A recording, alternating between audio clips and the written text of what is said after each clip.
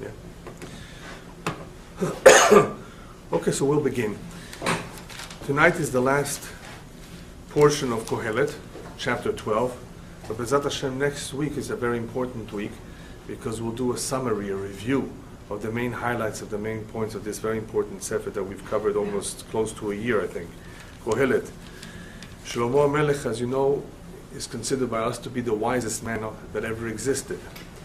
Not necessarily the greatest prophet, that was Moshe. But Shlomo HaMelech was gifted, and he received a tremendous amount of knowledge that encompasses just about everything that mankind can ever be able to grasp, that he is ever able to understand, to learn. And as a result of all that knowledge, he was able to know many things in a very short period of time. He only lived to the age of 52. Very short life, relatively, but he managed a lot. And he managed, more important than anything else, to understand and to compose all these various sefarim for future generations. The importance of all this chokhmah is not just for the fun of it. It's in order to share with us the knowledge that can be very useful, that can guide us, so that we don't make the mistakes that many people have made over and over again. There's nothing new under the sun, he has told us. And as a result of that, since nothing is new under the sun, it pays to learn. When one learns, he's able to know better how to deal with life, how to deal with the various situations that come up, that will come up, that people have to face from time to time. Towards the end of chapter 12, he discusses the end of life. After all, he's been telling us about the various aspects of life, the various stages in life, the pitfalls, the vanities, and now he sums it all up, what it boils down to, what it comes down to, what's the most important thing of all. But before he does that, in describing how the human being is so frail and weak and how he begins to fall apart in this later stage of life, which hopefully would be an indicator to him that it's time to examine one's deeds and try to fix whatever there is to fix, he begins to tell us that in the very end, what happens to the human body is that v'yashov he'afar al haaretz kasher haya. The man goes back to earth from where it came, from where he comes. V'ruach tashuv el Elohim asher netana. And the spirit will return to its maker, who has given it. A very important message here, that man consists of two parts, which hopefully we know by now, but we don't always think about it. The body, the physical body, is not the ikar, it's not the main thing. It comes from dirt, it returns to dirt. It came, and it's gone. Whether it was 50, 60, 70, 80, 90, 100 years, it makes no difference. They all go back to the same place, and that's the dirt. The spirit, however, which is the more important part of the human being, the neshama, that goes back to its maker. That goes back to Hashem, who gives it to us. So he's not only telling us that there is something called hasharat nefesh, that the soul continues to exist even after death, which is a very important principle in Judaism, that a person is not just gone forever once he's dead, even though we mourn for him. Obviously, we miss him. He's no longer with us. But remember, he's still around. The essence of man is his soul. The soul is spiritual. The soul is indestructible. The soul is therefore around, in a different realm, in a different world, but it's still around. And it goes back to its maker, the one who has given us the soul. So here, of course, he adds this additional important point, that obviously it all comes from God. It's not just spontaneous. It's not just that man just came about by itself. It goes back to its maker.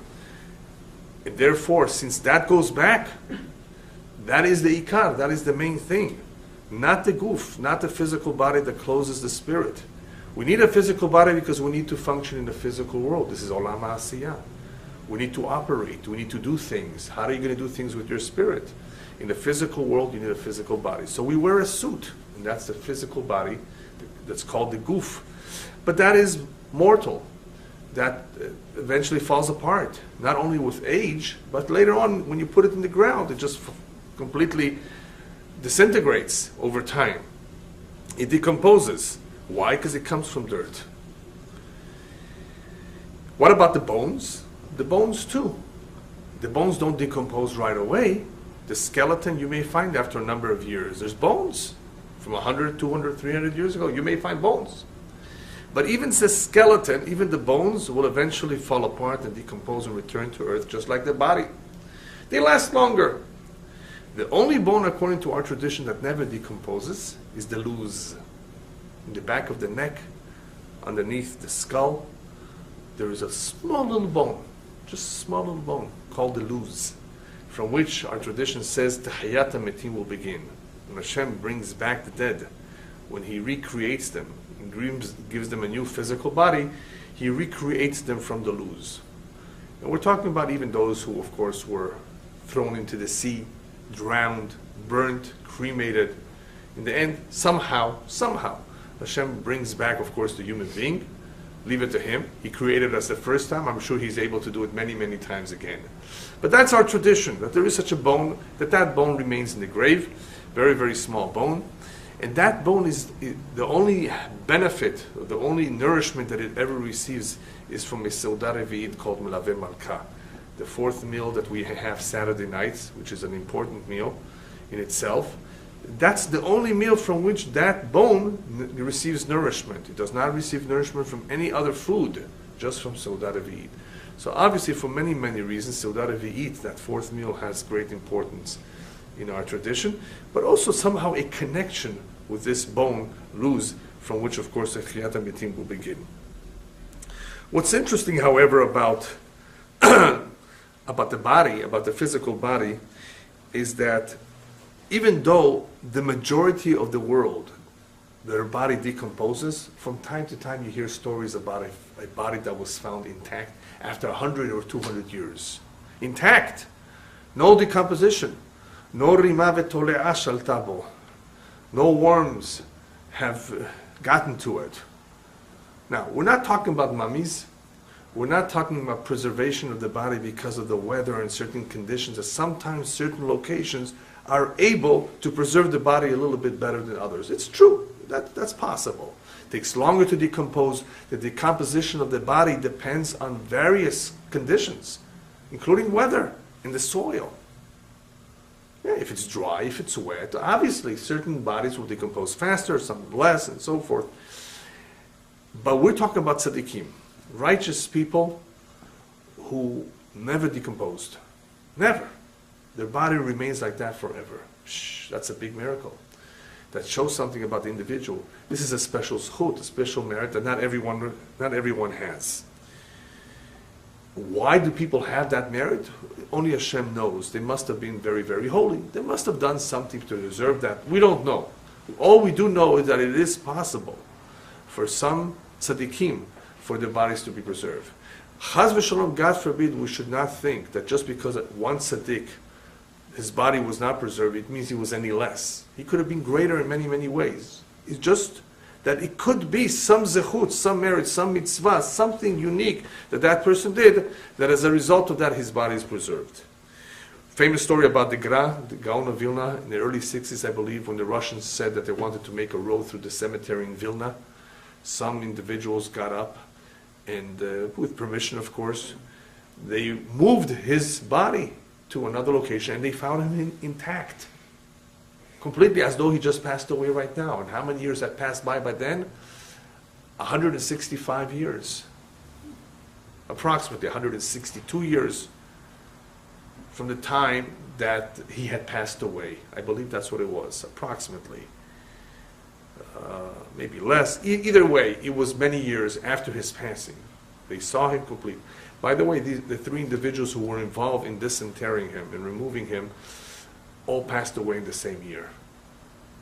Why did they pass away? I can't tell you for sure. Obviously, it's not something so simple to do, to move a big tzaddik, to handle him. I mean, who are we to handle him? Usually, it's not advisable to move someone to begin with, unless he very much wanted, for example, to be buried in Israel. Then perhaps, because he had indicated that that was will, his desire, his wishes, you can do so. But otherwise, just to move people around, it's not such a simple matter, especially a big tzaddik. Nevertheless, the story, of course, came out, and everybody heard that he was found shalem. The same thing, there's a story recorded by Rabbi Eliyahu Kin during World War II. Also, about 140 years or so have passed by. The Germans somehow opened it up and desecrated, they desecrated by opening it up. And they, of course, were amazed and scared when they saw the big tzaddik, complete, intact, his beard, as though he just came out of the mikveh, they say. And of course, that was a tremendous kiddush Hashem, to see a tzaddik, a person buried for so many years intact. Many, many such stories. There was a story with the Vizhnitzer Rebbe that when he was brought to Eretz Yisrael, the Chazon Ish actually told people, when you follow the second funeral, because this is the second time they're burying him, let people see the body. Usually we don't let people see the body. No, let people see how it's tzaddik. Nothing happens to his body after many years in the ground. Let the people see. Even though by him it was not as many years, still the idea was the same. Most bodies will decompose within a year, approximately. And here there was a number of years have elapsed since the burial, and he was still intact. Incredible story that I heard from my uncle's father, Zecher Tzadik Livracha, who heard it from his own father. His own father was a big tzaddik, a big mekubal, and this big rabbi, this big mekubal, with another individual, I think this story happened around the 1920s, give or take a number of years. They were walking by Har HaZeitim, Mount of Olives, and somehow they went into a little cave, and all of a sudden, before them was a giant. You know what a giant is? What's a giant? He did the way this rabbi, the father of was the grandfather of my uncle, said, his eyes were as big as a barrel. Okay, the eyes were as big as a barrel. He was laying across the wall of the cave. He was dead. Laying across the wall of the cave, intact, fresh. He saw that he was circumcised because there was just a transparent veil covering him. It was transparent, so he was able to see that he was circumcised. So, who this was, nobody knows, but it's close to the burial of Zechariah HaNavi. If you go today to Har HaZeitim, you will see a big monument for Zechariah HaNavi. He said that it was close to that location. Anyway, what did they do? One of them fainted as soon as he saw that, and the grandfather of my uncle did not faint, but he was in very, very, see something like that. It was also gigantic, and it was intact. So it was two things. Obviously pure, some pure tzaddik, some prophet perhaps. They went and told the Bedin, and the Bedin sealed up the place. It's a good thing they sealed it up. They put cement. I don't think anybody can find it today, because they were afraid. The English, they were searching for these kind of things back then. The Turks, the English, archaeologists. So they sealed up the place. Who it is, we don't know. But a giant? There were giants. But who could it be? It's interesting. We don't really know who it is. But the fact that he was complete, intact, after so many years, that says something about him. Anyway, a more recent story happened in 1975. I don't know if it's exactly the same, but it says something. I think it says something too. There were two young men that were members of the Lehi. For those of you who know a little bit of Israeli history, two young men who took it upon themselves to assassinate Lord Moyne, who was the main guy, English guy in charge of the Middle East. He was not very pro-Jewish, caused us a lot of trouble, very much not liked, especially by the Lehi and the Etzel. And they took it upon themselves to assassinate him. They went to Egypt, where he was, and Baruch Hashem, they succeeded. But they couldn't get away so easily. They were caught and they were hanged. As a punishment, of course, for what they did. But Israel made peace with Egypt. And if I recall correctly, as a result of that treaty, Mr. Shamir had asked, this was his his friends from the Lehi, Yitzhak Shamir, he had asked that, they should be re-interred in Israel. There was an exchange, soldiers, bodies, or whatever. Egypt agreed to send them. They sent the coffins. The coffins arrived. Now we have to identify. How do you know who is who? Well, sure and behold, they open up the coffin, and they are complete. They are intact. They were even able to see the simanim of the henek, of the rope, of the hanging. You could still see it on the man's throat. The hair was still curly on one of them. Fresh, just like they had passed away today, just like they were hanged today. Exactly, nothing different. So Mr. Shamir says, of course I can identify them. I remember them exactly the way they were. They look exactly the same. So I know somebody asked Mr. Shamir, so how do you explain it that they're just, fresh? He says, I don't know, maybe the air in Egypt is dry. I would have told him your head is dry. Go open up anybody's grave over there in Egypt and see if they're intact. I think it could have been some zechut. Otherwise, how do you explain this? It's very unusual. Maybe they did something b'Shem Shamayim, b'Mesirut Nefesh, self-sacrifice. They were very young, 20, 23. Good boys otherwise, maybe not the most religious. They didn't maybe know any better. But they were very, very, very much caring about their Jewish brethren. Who knows? Many, many stories like that. Many stories throughout our history where you find that certain people, certain individuals, did in fact not rot. They remained so in the grave for many, many years. Anyway, this pasuk is a very significant pasuk because it reminds us that the Ikar HaAdam is not the guf, it's the neshama.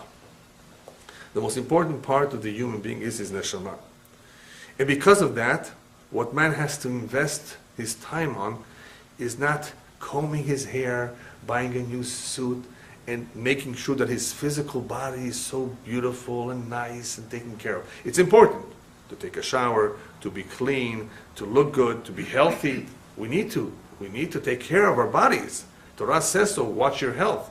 But that's not the most important part. The more important one is to take care of the neshama. To take care of it, that it doesn't ruin its reputation while it's here and gets soiled, mitlachlechet. In other words, from all its deeds, good or bad. In other words, it affects us. It affects the neshama much more than the guf, because the neshama is the one that has to give an accounting. It's going to have to respond and answer to what it did, not the guf so much. The guf goes through some judgment as well in the kever, but it's short. The neshama lasts forever. The neshama, hopefully, if it accomplished a lot, it will be rewarded immensely. So the more, the better. The more ma'asim, the more good deeds, the more mitzvot. So the neshama is the one that has to give an accounting. So therefore, if that's what we take with us, is our ma'asim tovim and our good name, that's our real accomplishment. The spiritual accomplishments, not the physical accomplishments. So he continues on in telling us that Havel Havalim Amar Kohelet Hakol Havel. Now that's a very famous expression. He's used that before. That Hakol Hevel. Everything is vain, vanities, or as we say in Spanish, vanidades. Everything is shtuyot. In other words, nothing is really, really so important. But that could be a little bit misleading. Everything? Literally everything? No. Later on he's going to tell us, except for something else that is not hevel. But in the meantime, what the eye sees, and what most people are doing, is hevel avalim. Whether it's buying cars, or building homes, or skyscrapers, or going on a cruise, and enjoying themselves, and doing all kinds of things. It didn't say not to do that. Don't get me wrong. It does not say, and I'm going to explain that later on, he does not minimize all these things. He says, but they're trivial. Don't make more than what it is. They're trivial. They're tafel. They're lo ikar. It's all hevel havalim. Now what's hevel? Hevel is like the hevel of the peh. It's like the vapor when you put a tea kettle on the fire. You see vapor coming out when the water boils. What's really happening? The water is mitadeh. The water is, right, evaporating. What does evaporating mean? It's going back to where it came from, right from the air. right? The oxygen, or whatever. It's disappearing. The majority of things in this world says eventually they will disappear. The money will disappear. Your real estate will be gone, right? And he's reminding us that in the end, everything parts. In the way the physical body parts from the soul, our friends part from us, our relatives part from us. Everything parts, everything separates, right? The home, the kids. We don't stick together forever. You have to let go. You have to let go. Everything remains behind and we leave. The body goes back to the grave. They part. Nifradim. The elements of the body separate. The ruach goes there. The guf goes here. And so does all our physical earthly possessions. Nifradim. We leave it behind. Bank accounts. Everything. You don't take anything with you except for the ma'asim, the mitzvot, the good deeds. That's the only thing we take with us.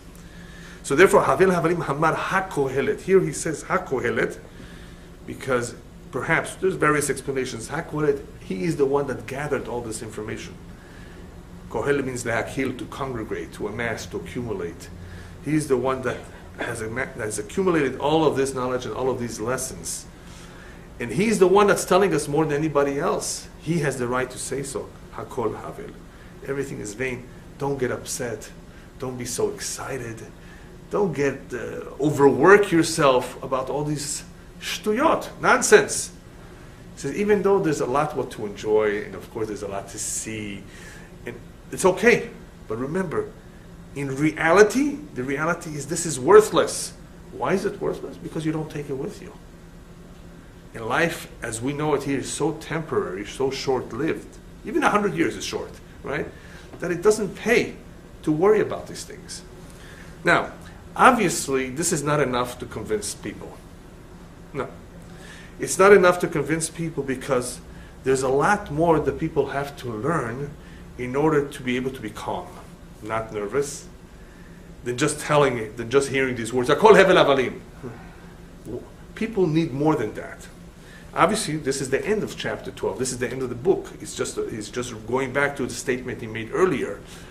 There is a lot more things that one needs, for example, midata emunah v'bitachon in Hashem, to understand that Hashem is in charge, to understand that there's something called mazal, and we're going to do that next week. We're going to review the main points that help us understand what life is all about, which he brought out in the Sefer.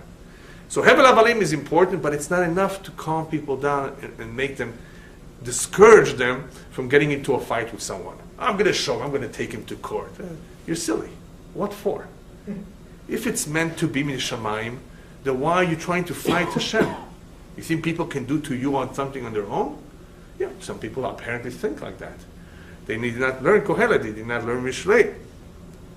So he reminds us that in the end, everything is vain, because if it doesn't relate to the ultimate tachlit, to the ultimate purpose of life, what a waste of time, what a waste of energy. It won't take you anywhere.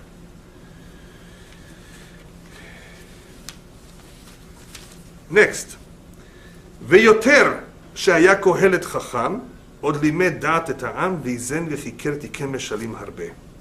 Not only was Kohelet smart, knowledgeable to himself, he did something very important. He taught others. We know something, we have to share it with others. That's what he did. What good is knowledge just for yourself if you don't share it with others? לימד דעת את העם. ואיזן וחיקר תיקן משלים הרבה. And he did research and he clarified and composed all kinds of parables, mishalim, verified. There are various words that he uses over here to make us understand that he put a lot of effort into clarifying, into verifying, and into composing mishalim, parables, and even halachot, that he actually brought about, certain halachot important that were relevant to his time. And what for? Why did he do this, all this research and all this composition of mishalim, of parables? So that even the simple people can understand all this great chokhmah. This is great chokhmah. This is very deep stuff, some of it. How could you teach it to everyone? Through meshalim. And where are these meshalim, these parables? In Mishlei, and in Kohelet, and in Shir HaShirim, and in other books, scattered all over. And these meshalim are beautiful meshalim. In a few words, in simple, relatively simple words, he tells us incredible ideas that are very, very valuable. Now, other than that, what he's telling us is that all this chokhmah was not just for selfish reasons. Shlomo Melech did not just learn, he was na'eh doresh v'na'eh mekayem, which is a phrase that rabbis use to practice what you preach. What he actually said and believed in, he actually put to practice. He taught it, but he also lived by it. Even though he had all the luxuries in the world, it doesn't mean necessarily that he lived that kind of a lifestyle, because he realized that these things don't have that much meaning, the physical enjoyments of life. Even though he was the king and he was very wealthy. So he says, take it from me. I had everything. I knew everything. And he also made mistakes, certain mistakes, which he felt bad about. Right? Nevertheless, he's telling us that he lived by this. He did not only learn it and teach it, he lived by this, which is a very important idea, which the rabbis tell us a person should always strive, that his ma'asim should be merubim mechokhmato, that one's deeds should be greater than one's knowledge. What good is it to know and not to practice all that you know? We learn all the halachot, we learn all this chokhmah, then we might as well do something with it. Put it to work.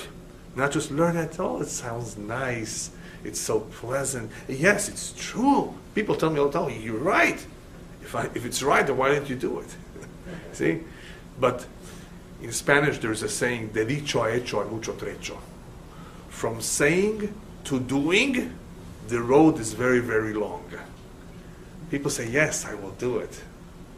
But from saying to doing, it's not easy. It's not easy to do. People have to feel more committed to it. People have to be more serious about it. And obviously Kohelet was serious. He says, this is not a game. This is real. And it's not just to learn. It's not an exercise. It's to put it to practice.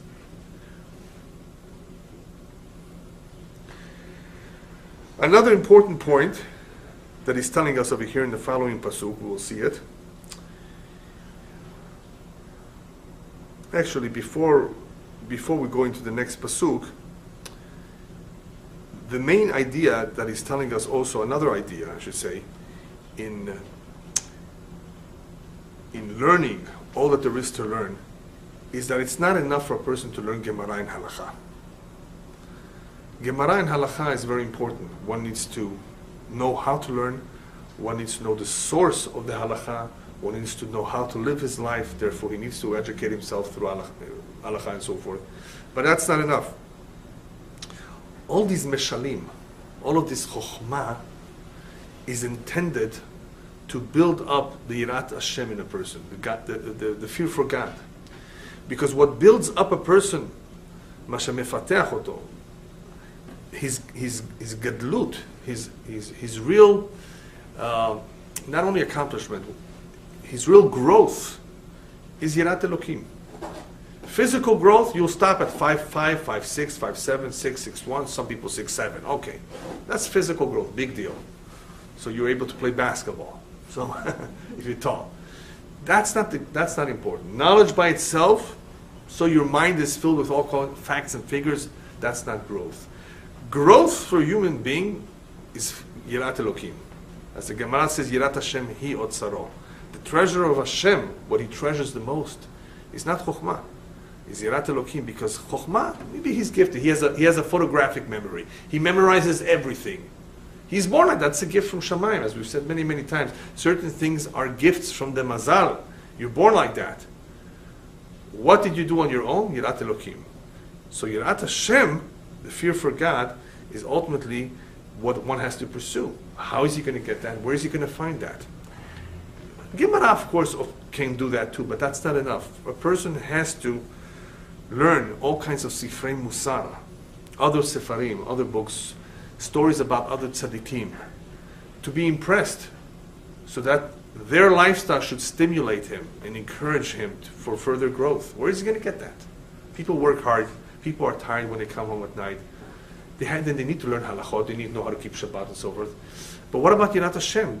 That's the fuel of the neshama, right? Not just we eat. That's the fuel of the body. But what about the fuel of the neshama? It's Yirat Hashem. Where are we going to get that from?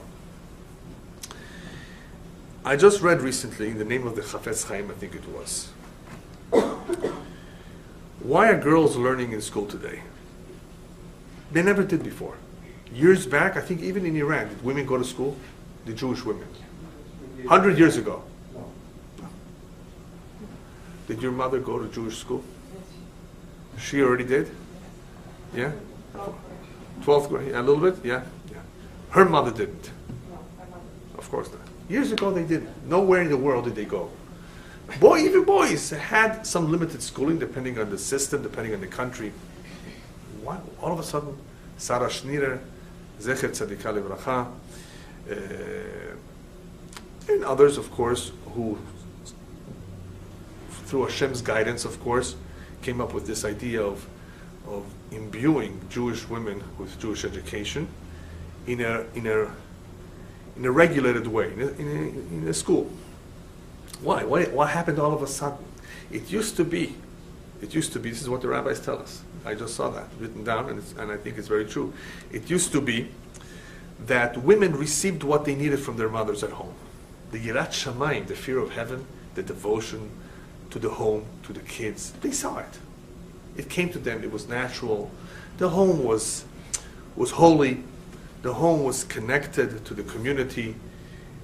And the girl received what she needed. She learned a trade, she learned how to be a mother, how to be a wife, and they were sincere. Today, the challenges outside in the street in the world are so great in the secular world that that's no longer enough. The girl does not receive enough from her mother at home, who may be working too, because her husband does not have enough money to make ends meet. Where's the education? Where's the Yirat Shamayim? There's not enough in the home. You have to get it from a school. You have to get it from sefarim, from books. You have to learn the Chumash. You have to learn all kinds of books to draw the Yirat Shamayim, the inspiration from all these books. Now, I'm not talking about secular education. The secular education is a whole big issue in itself, which many rabbis were against, especially in the vast secular education, with all the things that are not so important. I'm not talking about basic arithmetic. I'm talking about all these things that people don't have to learn. Right? So that's a separate topic. But the girls are getting today from the school, even though it's hard, and there's homework and there's a lot of things, they're getting what they need. And it's really important. So maybe perhaps they get a little bit more than what they need sometimes. But you cannot compare a girl today to a girl 200 years ago. No way. Where are they going to get Yirat Shamayim from? How are they going to be built up to be future mothers and wives of Am Yisrael? Through a good, solid Jewish education that is based, of course, on Jewish tradition, of mitzvot, of Torah, not just any Jewish education. So that's where they need to receive it. Yirat Shamayim today is even more of a challenge than it was back then, for men too. All the challenges. Where are we going to draw it from? Gemara is not enough. Gemara is very important, Mishnayot is important, Chumash is important, Halacha, all of this is important, but it's not enough. A person who's very learned in Gemara still has to devote some time to Musar and to books that will strengthen his Yirat Shamayim, his fear of God. So, Bikesh Kohelet, we're going on to the next pasuk. Limtso chefetz, limtso divrei chefetz v'chatuv yosher divrei emet. So Kohelet, in wanting to gather, to be makhil, all the wisdom in the world, he focused on divrei chefetz. There's various interpretations of this pasuk. I'm going to give you the way I understand it, what he's trying to basically to say. He wanted to amass and to provide people with divrei chefetz. Chefetz means things that are desirable. Dvarim sheyesh bahem to'elet, things that are beneficial. He did not go and try to investigate other cults, religions, and philosophies in the Far East, like some people do. We don't need them. It has nothing to do with us. There may be something nice about them. Maybe. I'm not saying they're not nice. Maybe something interesting about them. No, he says, I want to provide you with divrei hefetz, things that have a to'elet, things that will make you grow, things that are important to you. And v'chatuv yosher, things that, of course, that are based on that which is yosher, straight. What's that? That's the Torah. Katuv yosher is in reference to the Torah, that which is already documented, that which is straight, that which leads us in a straight path. Katuv yosher. No two ways about it. No misgivings about it. The Torah is for all generation. It's not like the Constitution of the United States that has to be amended from time to time because it's composed by human beings who change their minds. Right? It's Katuv Yosher. It's based on that which is straight for all the time, and it's Divrei Emet. It's ultimately the truth. It's not made up by human beings. It's Emet. There's only one Emet. How do you know it's Emet? It's been proven. It's been proven through tradition. It can be proven scientifically, and therefore there should not be any contradiction between Torah and science. Real, true science, that is. Science that is not a theory. Science that has some facts to base what they're saying. Even though sometimes it appears there may be some contradiction, it's because of our lack of understanding, our limited minds, that we don't see what the Torah perhaps meant. There cannot be a contradiction between the emet and something else. Otherwise, that's not emet. So I'm providing you, I'm giving you all this that's coming from reliable sources. It's coming from prophecy, from Ruach HaKodesh, from Nevuah, from the Kabbalah, not just from anybody. Therefore, Shlomo says, I did not go to India to get all this information. What I'm giving you is from a very reliable place. It's Katuv Yosher Divrei Emet. What's interesting and funny at the same time is that a lot of Israelis, after they finish their army service, they go to the East, the Far East. Some of them then come to America. Why do they go to the Far East for? Because they're looking for something. They realize they're thirsty. They realize the world is just vanities. Hevel Avalim. They're searching for truth. So they go to the gurus. They go to all these places in the East, in the Far East. And what do the gurus tell them? You're from Israel? You should be ashamed of yourself. What I know is I got from you. You go back home. It's in your own backyard. All the chokhmah you're looking for, all the emet you're looking for, you're coming to me? Where do you think I have it from? This is not one or two. There were many who today are great rabbis or lecturers themselves who have shared the story with us, that they discovered about Torah and Judaism in India or in Nepal or Kathmandu or the Himalayas and all these places, right? By going through the back door. But why go to the back door? I tell you where I got it from. Well, at least they found their way. Better late than never. So he says, I didn't go to these places. I'm getting it from a reliable source. Next pasuk. Divrei Chachamim kadorbanot uchemasmerot netuim baalei asupot nitnu mero'ei echad. Very famous pasuk that the rabbis use in the Gemara. It is mentioned. He's talking about Torah Shebal Peh. Torah Shebal Peh is the oral word. How important the oral word is. Not necessarily only the written word of the Torah, even the oral word. That which Chachamim gave us. We look up to them. We accept the word that they tell us as Torah itself. Because their words to us are kadarbonot. Darbonot is like the, when they plow, when you plow the old way with a cow, you have the malmed habakar, you have the dorban, you have the guide that guides the animal, or guides the blade, right? It's a certain stick, if you've seen it. And in the stick, what holds it is also a metal pin, all intended to do what? To guide the animal, to guide it in a certain path, to make sure that it goes where it's supposed to go. So the words of the Chachamim are like dorbanot uchemasmerot netuim. They are guiding us. They are for our benefit. We have to follow them. We have no choice. And they are like masmerot netuim. they are like spikes. A spike you embed somewhere. Why? Because you want it there to stay there. You want it to hold on to hold something. Why do you put a spike or a nail somewhere? So their words are intended not to be changed, not to be abused, right? Or erased, chas v'shalom, because they no longer are applicable. No, they apply forever. They're masmirot netuim. They've been placed there for a reason, and they've been placed there to stay there and to remain there, like spikes. Not to just take off, whenever we choose to. Baalei Supot, and all of them have gathered a lot of information. And you may think, well, they all have their opinions. There's so many opinions. Even though they're Baalei Supot, they've gathered so much information. It appears to be various kinds of information. You should know that all of them nitnu mero'eh echad. They're all given from one shepherd. They all come from Moshe. They all come from Sinai. It's all from the same source. Elu ve'elu divrei Elokim chaim, the Rabbi says. It's all the word of God. It's all accepted as the truth. Even though it's Baalei Supot, it's the gathering of many opinions. This one says, Bet Hillel, Bet Shammai, pa, pa, pa, pa, pa. If you read the Gemara, you see so many opinions. Still all miro'eh echad. So therefore, be careful with the words of the Chachamim. The words of the Chachamim, their takanot, their gezerot, their decrees are all intended forever. They have good reason for saying what they said. They should be followed. Just as much as the words of the Torah should be followed. Don't stray from that. So this is a very important idea, because some people accept the Torah. Oh, the Torah accept the Chachamim, mapito. Why should I? They're human beings. No.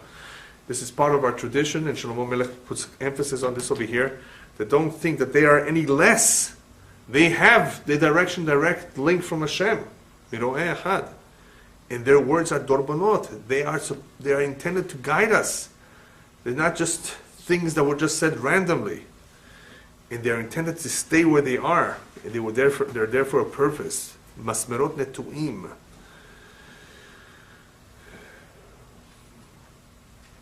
And finally, towards the end of the chapter, he tells us, I'm not the only one who's, of course, going to disseminate information. There will be future generations that hopefully will disseminate information. How will that information be disseminated? Through books. Books play an important role. The Jewish nation is known as Am HaSefer, the nation of the book. We read a lot, we learn a lot. That's why we're knowledgeable. So he says, V'yoter mehema, more than what I've told you right now, there's a lot more information. Therefore, Beni, my son, Hizaher asot sefarim harbe. Publish a lot of books. Here he especially is talking about a time in history when there is no printing press. There was a great need to write so people can learn. Handwritten, megillot, parchments. Do you know that in Teman they were so poor in Yemen that there was only a couple sidurim, and people learned how to read backwards because they were sitting in front of the person. He was holding the sefer, and they were sitting in front, and they learned to read backwards, the Aleph Bet, the Sidur. I saw it with my own eyes.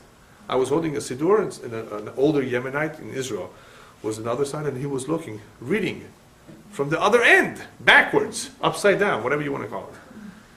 And then there was some to learn from the sides. Yeah, they didn't have that many. Write, compose, publish books.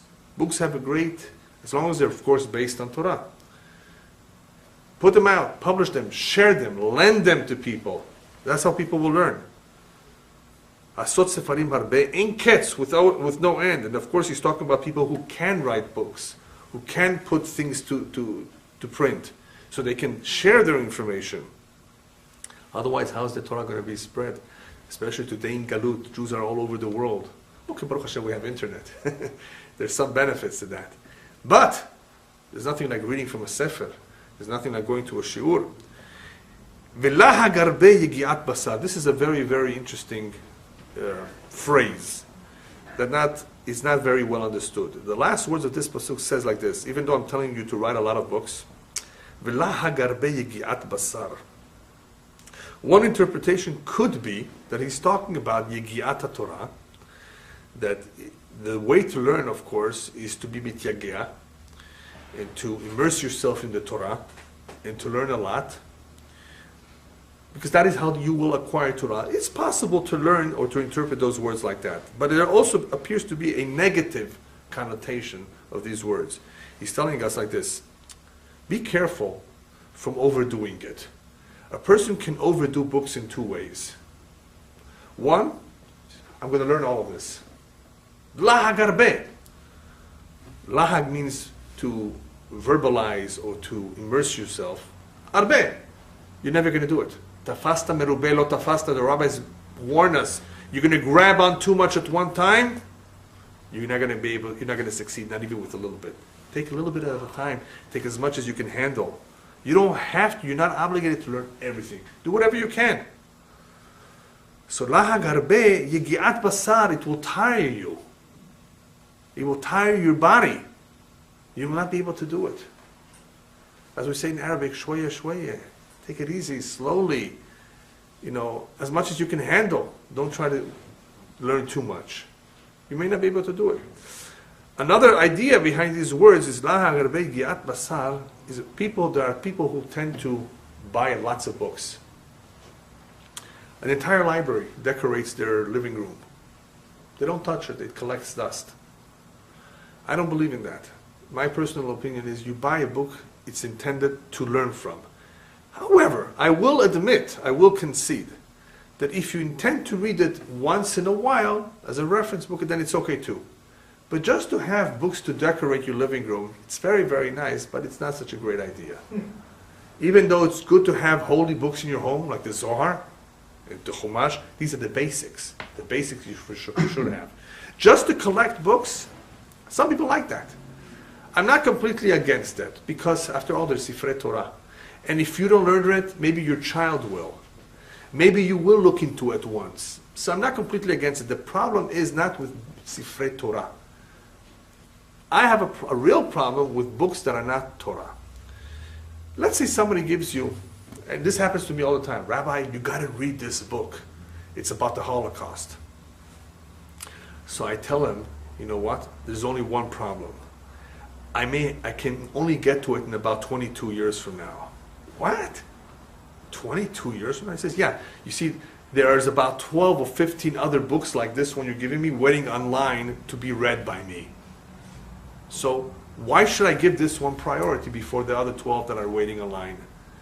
And by the way, I have to be very careful, because the 10-15 minutes that I read this book that you're giving me to read, that you say is so important, will be taking away time from Gemara, from Chumash, from Halakha, from Kabbalah, from Musar, from everything else that we need to learn, that is a mitzvah, that I get a mitzvah for every word.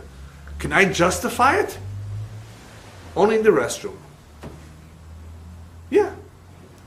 I take all kinds of little books that are not Torah, sometimes. You take them to the restroom, you can review your Japanese, if you like Japanese, you want to learn Japanese, taking a dictionary, there. Like the robot. Yeah. Medical books, yeah. Newspapers, never. Because newspapers is all Lashon Hara and junk and ridiculous. You don't want to even read that, right? One rabbi was asked, are you allowed to take in a newspaper that had some Torah into the bathroom? You know, it's a problem, it has Torah. He says, as long as you leave it there. Because that, you know, it's a newspaper, you know, it has all kinds of things that are not good. Just leave it, that's where it belongs, in the bathroom. Yeah? But anyway, you have to be careful not just to read, especially novels. What's a novel? A novel is a fabrication of somebody's imagination. It never happened. There's so many true, real things to learn and to read. Why read a novel? What is the justification of reading novels? I have not found one. Unless, of course, you're in high school and they make you read this English literature because you need to have a grade and you need to know what Hemingway said. Like in communism. Yeah, why should you have to know what Mr. Hemingway wrote? What are you going to get from Ernest Hemingway? He could have been a good author. But chaval, at that time, now you may not have a choice in school, but once you have your own home and you have your own library, buy sefarim that are useful, that are important, that you can get knowledge from. Otherwise, chaval. Otherwise, it's lahag harbe, yigiat basar. You'll never get to the important things. Reader's Digest. Now, there are articles that are interesting. Yeah, medical articles, things about animals, the animal kingdom. That's all Chokhmat Hashem, Teva Olam. That's okay. But be careful not to overdo it. But things that have no foundation in reality, things that are totally not necessary, things that are not important. I mean, it's taking away time from Tehillim. It's taking away time from other things that you could be doing.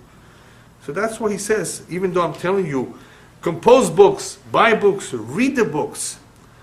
But be careful what you read. Don't waste your time on things that have no importance.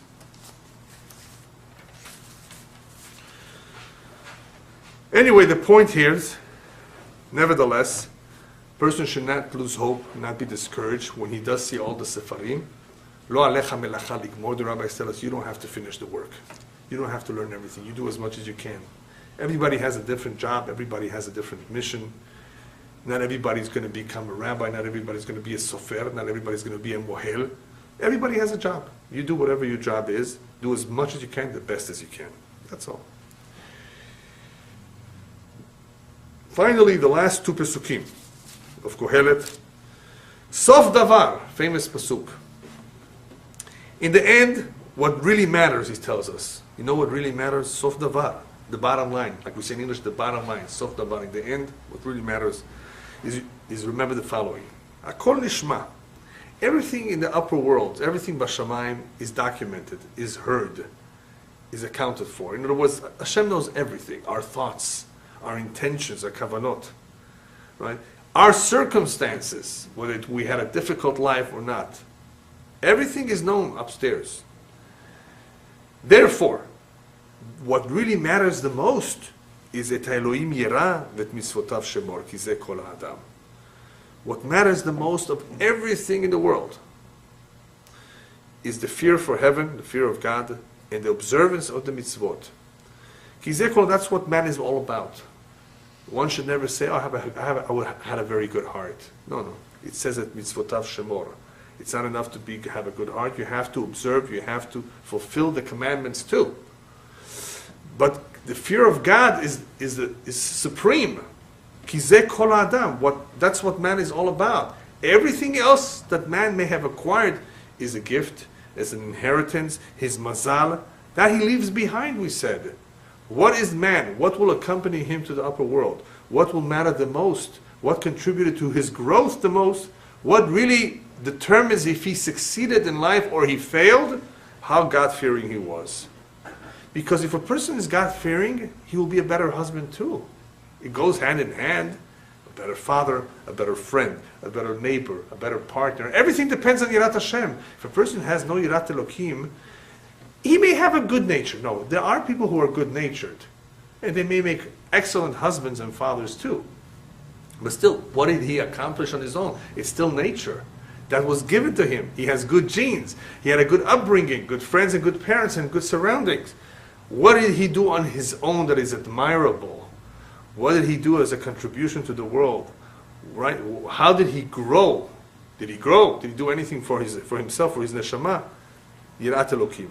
Ze kol ha'adam. The mitzvot, which is our ticket to Olam Haba, right? You have to have a ticket. How are you going to enter? You have to have credit. You have to have merits. Right? It all depends on Yirat Elokim and mitzvot. This is what man is all about. Therefore, since everything is documented, make sure you do it l'shem shamayim. Make sure whatever you do is for the sake of heaven. You can have a person giving tzedakah, the rabbis tell us. By the time that he gave tzedakah, he embarrassed the poor man. Next time, don't come back to me. Next time, find yourself a job. How come you don't work, you lazy, you know what? It would have been better not to give him the tzedakah than to insult him and embarrass him. That tzedakah is worthless. On the contrary, that tzedakah is evil. And that's what tells us. He tells us in the next pasuk. Ki et kol ma'aseh Elohim, which is the last pasuk of Kohelet. All the deeds that we do under the heaven. Yavi b'mishpat. Hashem will eventually judge us for everything. Al kol ne'elamim tovim ra. All those things that are hidden, whether they're good or bad. Bad? Yeah. You did tzedakah in a bad way. Kol ne'elam. That which is hidden, meaning that which we did unintentionally. everything is accounted for. Everything will be is documented. Everything will be facing when we come upstairs. It will be a video that we will see every single incident from when we were little children until our later years. Things that we may have forgotten, ne'elam. It's hidden, forgotten. Nothing is forgotten upstairs. Everything will be judged. Everything will be accounted for. Kol ma'aseh Elokim. Everything that we did we do it l'shem shamayim or not? There's an interesting story that I saw during the time of the Vilna Gaon. There were two women who collected for tzedakah. One of these women saw her friend across the street, and she raised her hand to her. Hey, hi, how you do? Come, I want to share with you another tzedakah or another cause that I want to help. Anyway, I think they had made a deal between them that whoever passes away from this world first should come and tell the other one what's going on upstairs in a dream. They don't always give you permission to do that, but anyway, she had permission to do that.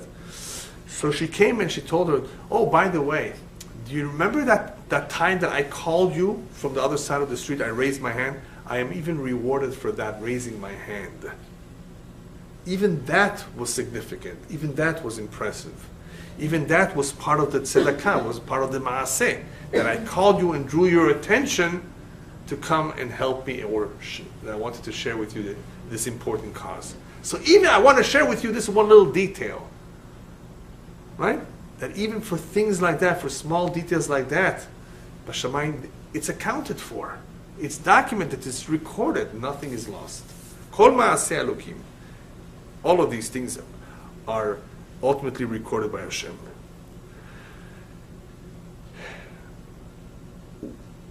What matters, however, is that a person who is gifted should put to work his gifts l'shem shamayim, l'shem hatachlit, for the ultimate purpose. A lot of people do things, but it has nothing to do with the ultimate purpose.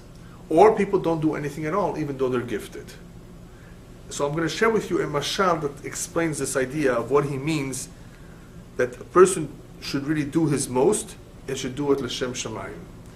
There was once an artist, a craftsman, who was very, very talented and had very, very good tools for his trade. And he succeeded in making beautiful things. But he became very wealthy. And as soon as he became wealthy, he stopped. And he put all those great kelim, tools that he had, in his house all over different corners. He once had a guest, another craftsman, come to his home, and he showed off, and he showed him, I want to show you all my tools. All the tools of the trade. He takes a look, gives him a tour. He says, what are you doing? What good is it that all these tools are on display if you're not using them? You have them, they're so good, then use them, continue to work, continue to contribute, continue to make beautiful things with them. What good are all these things if you don't put them to work? Every one of us has something that Hashem has given him, some talent, some gift, some tool that he can put to work. What a waste and what a shame for it to be left unused. Just to show off. What for? Right? Obviously we don't want to show off. But we want to put it to work, and when we put it to work, we want to put it to work la tachlit, for the ultimate purpose. What's that? For the service of Hashem. Big tzaddikim, when they used to go out of their home every morning to pray, they used to say, I'm going to Avodat Hashem. I'm eating, so I should be healthy for Avodat Hashem. I'm going to sleep for Avodat Hashem too. Everything that he did was like kavanah, their thought was Hashem Shamayim. That is the meaning over here. That whatever it is that we have, whatever it is that we do, we should focus on doing it Hashem Shamayim. Finally, I think it's important to bring out that Kohelet, as much as he makes fun, he pokes fun, you could say, at Olam Hazeh, by repeating many, many times how everything is vanities, he's not really minimizing Olam Hazeh. He really isn't. Olam Hazeh, this world, is useful, it's important. We go through it in order to get to Olam Haba. So yes, he made fun of the pitfalls, of the mistakes that people make by thinking that Olam is so important. It's not so important because it's an Olam Hazeh, it's temporary. However, he's not minimizing it entirely because we need it too. On one condition, that we know how to use it. You have money, use it in a good way. You have a home, use it in a good way. Achnasat orchim, right? You eat, use it in a good, healthy, positive way. Everything in Olam Hazeh has a use that is constructive, that is lefia, that can be used for the tachlit. Rabbis tell us, enjoy all the fruit that Hashem made in the world. Enjoy them, but make a blessing. Make a shehiyanu, make a ayetz adama, whatever it is. Hashem wants you to enjoy this world. Judaism does not believe in depriving ourselves from anything, as long as you do it according to the rules. Kedoshim to you, sanctify yourself, don't overdo it, don't exaggerate, do things in their time. And there's many, many things that people enjoy doing. Fine, but do it properly. Do it with kedusha, do it with the right kavanah. Do it for the ultimate tachlit. So even though he made fun, he did not minimize it completely. As long as you know how to use it, then it's okay. As long as it's done with the right hashkafa, the right outlook, then it's welcome. It's okay. There were, of course, tzaddikim who held themselves back. But that was because of tikkunim, of kapara, and so forth, and they fasted. That's something else. That's an exception. We don't have to fast too much. We don't have to do these kinds of things, exercises, right? But to behave normally, as the Rambam says, go b'derech ha'emtzai, go the middle way, middle of the road, nothing to the extreme. However, make sure that your kavanah, that your thoughts are l'shem shamayim. In this way, you will stay on the right path.